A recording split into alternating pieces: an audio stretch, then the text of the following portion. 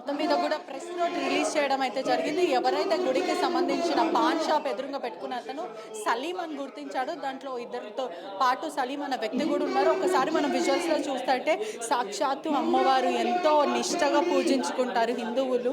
అమ్మవారి తలని ఏదైతే ధ్వంసం చేశారో మనం చూడొచ్చు కూడా. ఏదో పూర్వీకులు గతంలో అప్పుడు రాజుల కాలం మొఘల్ టైంలో అటువంటివి జరుగుతుంటాయి. ఇప్పుడు కళ్ళ ముందు అమ్మవారి తలని మొత్తం ధ్వంసం చేశారంటే ఎంత దారుణం ఒక్కసారి చూడండి.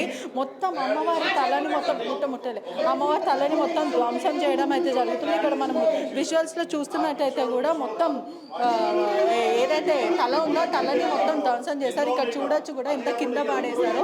ఏదైతే మనకు అమ్మవారి తలకి సంబంధించినవి కూడా కింద పడి ఉన్నాయి. అంటే ఎంత హిందువులు ఎంత బాధపడతారు, వాళ్ళు ఎంత మనోభావాలు దెబ్బతినేలాగా ఉన్నాయి. ఇంత నిష్టగా అమ్మవారిని హైందవ ధర్మంలో ధర్మాన్ని పాటించే హిందువులని ఇటువంటి టార్గెట్ చేసి ముస్లింలు చేస్తున్నారు. పట్టుకున్న అంటే పోలీసుల నుంచి పట్టుకున్న అతను కూడా సలీం అని కూడా గుర్తించారు. ఒకసారి ఇక్కడ స్థానికంగా ఉన్నారు, మాట్లాడే ప్రయత్నం కూడా చేద్దాము.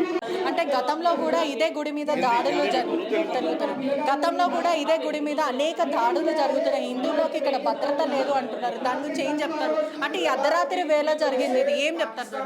ఇది ఒకటే అండి, వాళ్ళు దీన్ని కూడా మరో బంగ్లాదేశ్గా మారుస్తాం అనుకుంటున్నారు. స్పష్టంగా తెలుస్తుంది.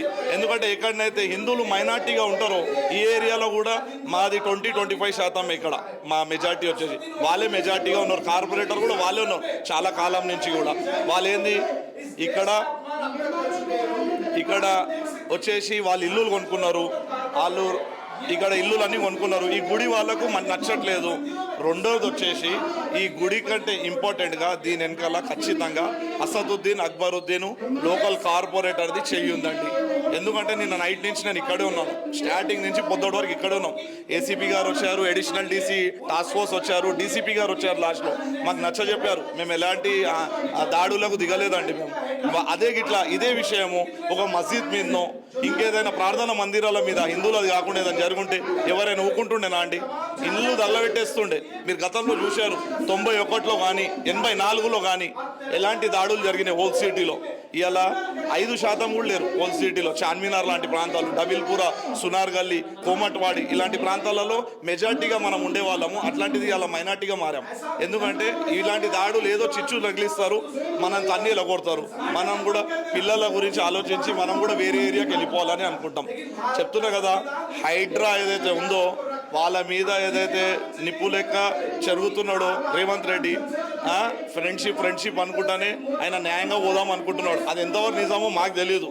కాకపోతే వాళ్ళ మీదకి వెళ్ళే వరకల్లా వాళ్ళు నిన్న వార్నింగ్ ఇచ్చారు రేవంత్ రెడ్డి. మేము మమ్మల్ని చంపినా పర్వాలేదు, బుల్లెట్ల వర్షమైనా సరే లేకపోతే కత్తులతో దాడి చేస్తా, ఫాతిమా కాలేజ్ మాత్రం డిమాలిష్ చేయొద్దు అని క్లియర్గా చెప్పడం కూడా జరిగింది.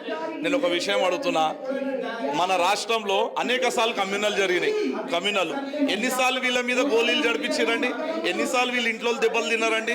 ఇదంతా ప్రజలని ఉత్సాహపరిచి ప్రజలని ఉసగొల్పి వేరే కమ్యూనల్గా ఇష్యూలు చేయాలనేది వాళ్ళ రాజకీయం చేసుకోవడం అంతే. వాళ్ళది ఇంకేం లేదు.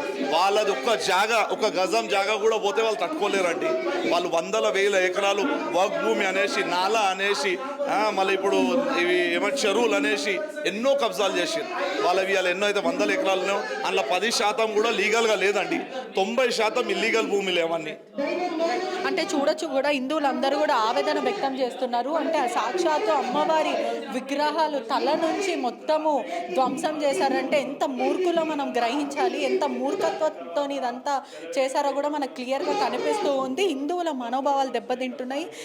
ఒకవేళ ఇదే ఒక ముస్లిమ్స్ ఇప్పుడు చేసిన అతను కూడా ముస్లింకి సంబంధించిన కాబట్టి ఇదే ముస్లింల మాస్క్ కానీ మేము ఏదైనా ధ్వంసం చేస్తే వీళ్ళందరూ ఐక్యమయ్యి ఈరోజు హిందువుల ప్రాణాలు బలి తీయడానికి కూడా వాళ్ళు వెనకాడరు. ఇది చాలా సెన్సిటివ్ మ్యాటర్ అయినప్పటికీ కూడా హిందువులు చాలా బాధపడుతున్నారు. ఇక్కడ హోల్ సిటీలో బ్రతకడానికి కూడా మాకు భయప్రాంతులకు గురి చేస్తున్నారు. పిల్లలను తీసుకొని మేము ఎక్కడికైనా వెళ్ళిపోవాలనుకుంటున్నాము. ఈ హోల్ సిటీని మరో బంగ్లాదేశ్గా తీర్చిదిద్దడానికి ప్రయత్నిస్తున్నారు. కానీ ఇది ఖచ్చితంగా హిందువులు కానివ్వం. కానీ ఇక్కడ చుట్టుపక్కల ఉన్న వాళ్ళు కూడా భయప్రాంతులకు గురి అవుతున్నారు. అమ్మవారి విగ్రహాన్ని అట్లా ధ్వంసం చేయడం అంటే ఒక ప్రత్యేక రిలీజియన్ని హర్ట్ చేయడం అనేది చాలా మోమాటికి చాలా తప్పు. ఇది చాలా సెన్సిటివ్ మ్యాటర్. ఇటువంటి దాంట్లో చాలా జాగ్రత్తగా ఉండాలి. అదేవిధంగా హిందువుల మనోభావాలు దెబ్బతినడం వల్ల వాళ్ళు తీవ్రమైన మనస్తాపానికి గురవుతున్న ఆగ్రహం వ్యక్తం చేస్తున్నారు. ఏదైతే మాకు జరిగిందో మోమాటికి అది అన్యాయం, ఖచ్చితంగా మాకు న్యాయం కావాలి అంటూ హిందువులు కోరడం జరుగుతుంది. అసలైన తొలి వెలుగు. ఫాలో వాట్సాప్ @తొలి వెలుగు official.